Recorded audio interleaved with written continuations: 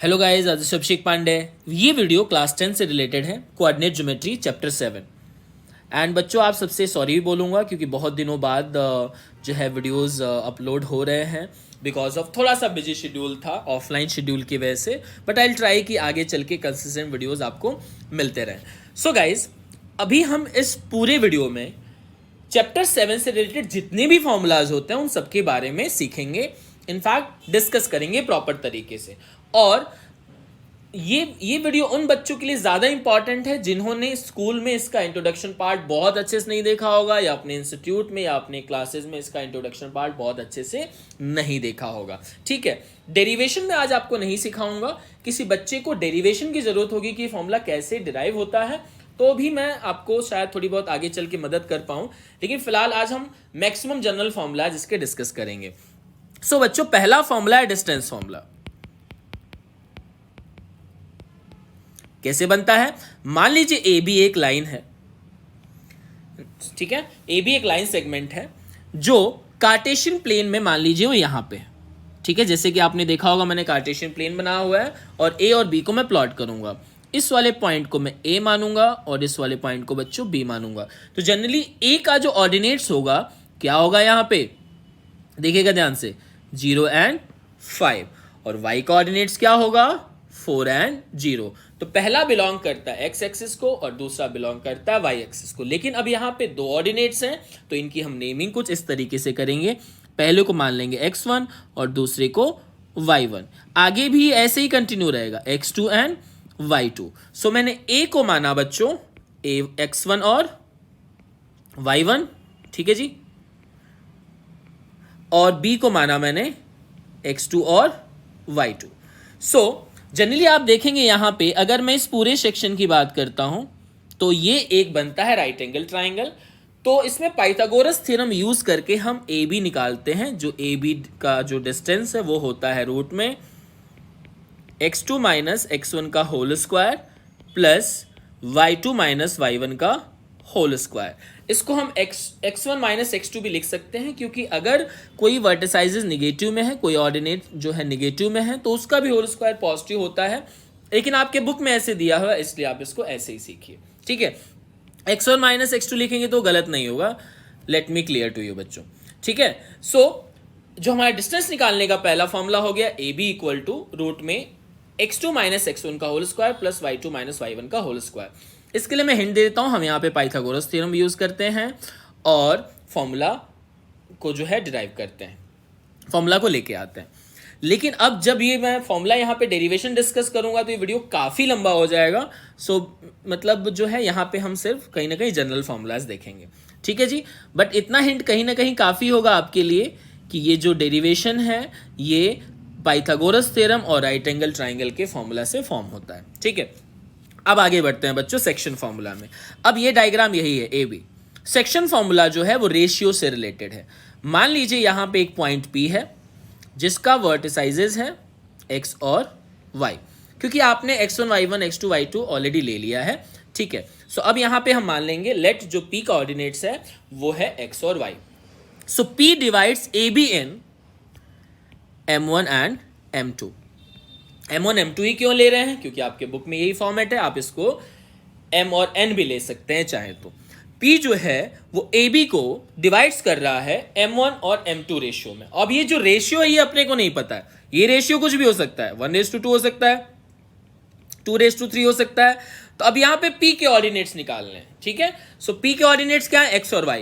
तो x निकालने का फॉर्मूला होता है बच्चों m1 x2 plus m2 x1 divided by m1 plus m2। ये x निकालने का फॉर्मूला हो गया। और y निकालने का फॉर्मूला हो गया m1 y2 plus m2 y1 divided by m1 plus m2। अब यहाँ पे ध्यान रखिएगा x1 y1 x2 y2 ये तो ऑर्डिनेट्स ऑलरेडी आपको यहाँ से मिल जाएंगे या आपको क्वेश्चन में भी दिया होगा। लेकिन जो m1 और m2 है वो भी क्वेश्चन में दिया होगा, इस बात का भी ध्यान रहे। ठीक है जी, वो जो रेशियो कुछ भी हो सकता है।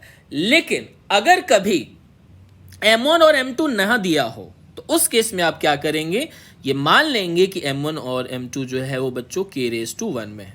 मतलब m1 की वैल्यू क्या हो गई k, m2 की वैल्यू क्या हो गई 1।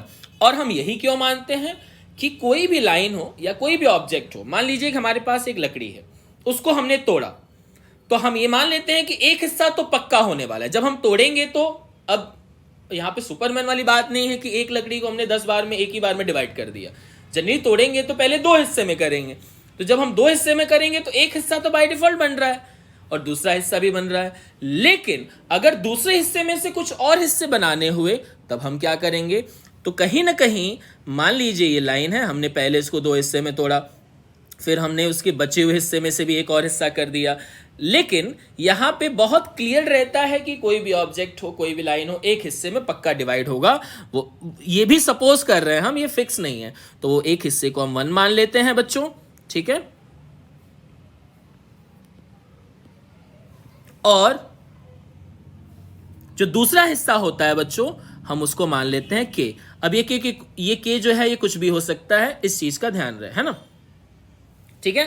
के कुछ भी हो सकता है, के आपका जो है 1 हो सकता है, 2 हो सकता है, 3 हो सकता है। अब बहुत सारे बच्चों को एक और फॉर्मूला इसके साथ जानना चाहिए, मिड पॉइंट फॉर्मूला, कि अगर मान लीजिए जो P है वो AB का मिड पॉइंट, उस केस में ये फॉर्मूला क्या होगा, x equal to x1 plus x2 divided by 2 और y equal to y1 plus y2 divided by 2। ये हो गया मिड पॉइंट फॉर्मूला, ठीक है। अब ये कोई अलग से फॉर्मूला नहीं आया है, ये यहीं से फॉर्मूला हम लेके आए हैं और m1 m2 की वैल्यू हमने 1 रख दिया, 2 रख दिया, जो भी है हमने कंसिस्टेंट वैल्यू रख दी, क्योंकि जब डिवाइड होता है तो इक्वल पार्ट में डिवाइड होता है। तो m1 और m2 क्या हो गया, इक्वल के रेशियो क्या होते हैं, 1:1 हो गया, 2:2 हो गया, ये सब इक्वल के रेशियो हो गए। तो जैसे हम m1 और m2 की वैल्यू ये रेशियो रखते हैं तो सिर्फ क्या बच जाता है, x1 और x2, ठीक है जी। मान लीजिए m1 की वैल्यू यहाँ पे हमने 1 रख दी और ये m2 की वैल्यू 1 रख दी, तो फॉर्मूला क्या मिला, x1 और x2। बहुत सारे बच्चों को यही नहीं पता होगा कि मिड पॉइंट का जो फॉर्मूला है वो सेक्शन फॉर्मूला से ही आता है, ठीक है, क्योंकि शायद थोड़ा सा कहीं ना कहीं मतलब रह जाता है, कभी कभी टीचर भी भूल जाते हैं कि इससे थोड़ा सा बताया जाए। बहुत सारे टीचर्स को मैंने देखा है कि इसको वो अलग से ही बताते हैं कि ये मिड पॉइंट निकालने का फॉर्मूला है, लेकिन आज तक वो ये कभी नहीं बताते कि वो सेक्शन फॉर्मूला से ही कहीं ना कहीं आया है, ठीक है बच्चों। तो ये हमने 3 फॉर्मूलाज सीखे, एक और फॉर्मूलाज देख लेते हैं। यहाँ पे एक ट्राइंगल दिया हुआ है ABC और इसके जो वर्टेक्स हैं वो है x1, y1, B का है x2, y2 और C का है बच्चों x3 और y3, ठीक है जी। सो यहाँ पे हमारे पास A, B, C तीनों के वर्टेक्स जो हैं खास करके ऑर्डिनेट्स आ चुके हैं। अब ये चीज भी कार्टेशियन प्लेन के अंदर बन रही है, इस बात का ध्यान रहे। सो अब इसका एरिया निकालने का जो फॉर्मूला होता है वो क्या होता है, देखिए थोड़ा सा दूसरा कलर यूज कर ले रहा हूं। So area of triangle ABC निकालने का फॉर्मूला हो गया हाफ, ठीक है, x1 ब्रैकेट में y2 minus y3 plus x2, ये ब्रैकेट नहीं होगा, एक सेकेंड मैं हटा ही देता हूं, x2 y3 minus y1 plus x3 y1 minus y2 square unit, ठीक है। इस चीज़ का ध्यान रहे, अगर कोई ऐसा यूनिट नहीं दिया है तो हम बाय डिफॉल्ट स्क्वायर यूनिट लिखेंगे, और यहाँ पे भी जब आप आंसर लेके आएंगे डिस्टेंस फॉर्मूला में तो सिर्फ आप यूनिट लिखेंगे, ठीक है जी। सो ये रहा एरिया ऑफ ट्राइंगल निकालने का फॉर्मूला।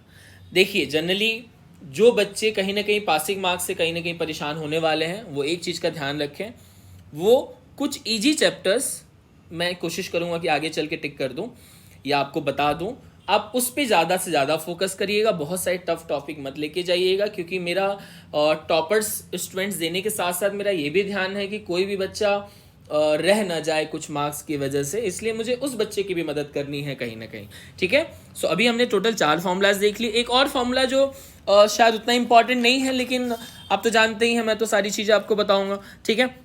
सो इसी में हम थोड़ा आगे बढ़ेंगे कि हमने परपेंडिकुलर एक लाइन खींचा जो बेस BC पे आया और A वर्टेक्स हम लेके आए, सेम एज दैट हमने B वर्टेक्स से AC बेस पे हमने एक परपेंडिकुलर बनाया और C वर्टेक्स से भी हमने एक परपेंडिकुलर बनाया, मान लीजिए इसकी नेमिंग डी कर देते हैं, इसकी कर देते हैं और इसकी एफ कर देते हैं, ठीक है। अब डी ई एफ जो है वो मिड पॉइंट से निकल आएगा अगर ए बी सी दिया हो तो। अगर ए दिया हो, बी दिया हो, सी दिया हो तो डी भी निकल जाएगा मिड पॉइंट से, बी और सी के जो ऑर्डिनेट्स हैं उसके, ई निकल जाएगा ए और सी के ऑर्डिनेट्स से, और एफ निकल जाएगा ए और बी के ऑर्डिनेट्स। लेकिन इस ऑर्डिनेट्स का क्या, इस ऑर्डिनेट्स को हम सेंट्रॉइड बोलते हैं बच्चों। क्या बोलते हैं? सेंट्रॉइड, ठीक है। अब मान लीजिए ये जो वर्टेक्स है ओ है, तो जो ओ है वो भी क्या बनेगा? एक्स और वाई। इसको हम मान सकते हैं x4 y4, ठीक है। मैं थोड़ा सा वीडियो लंबा हो रहा है, लेकिन प्लीज़ आप एक बार अच्छे से देख लेंगे बच्चों तो ये पूरे चैप्टर का इंट्रोडक्शन हो गया आपको। स्कूल में आपने मिस किया है, कहीं को दिक्कत नहीं होने वाला है, ठीक है। ये हो गया x6 और y6। ये जब आपको बोला जाए तब निकालना है, मैं थोड़ा डिटेल में जा रहा हूँ। अब सेंट्रॉइड निकालने का फॉर्मूला क्या होता है? सेंट्रॉइड का पॉइंट O है और O के जो ऑर्डिनेट्स हैं वो है x और y।